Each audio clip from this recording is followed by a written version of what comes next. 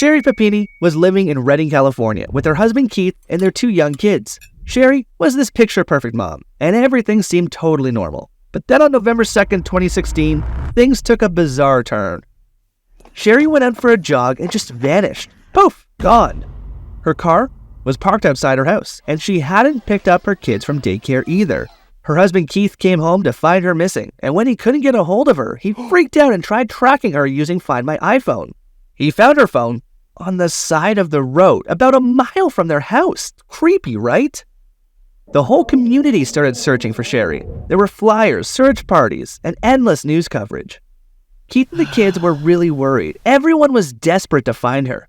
Then out of nowhere, 22 days later, Sherry reappears. And here's where it gets nuts.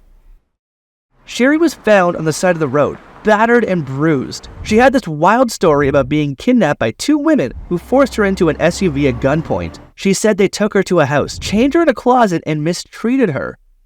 The cops started investigating, trying to piece together what happened. They released sketches of the suspects based on Sherry's description, but then the police started noticing some inconsistencies in Sherry's story. Things weren't adding up. They looked at her injuries and realized some of them didn't quite match her story. Plus, there was no evidence of the supposed kidnappers, no fingerprints, no DNA, nothing. And then the bombshell. The police found male DNA on Sherry's clothes, but it didn't belong to Keith. What?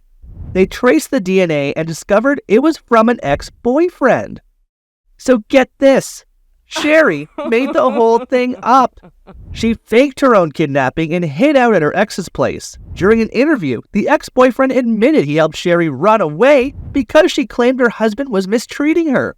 After 22 days, she told him she missed her kids and wanted to go home. He said Sherry hit and burned herself to create her injuries and chopped off her hair. Then, he dropped her off on the side of the road where she was later found.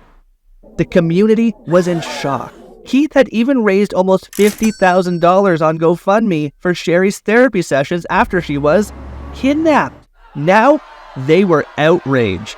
She was sentenced to 18 months in prison and ordered to pay over $300,000 to the state of California.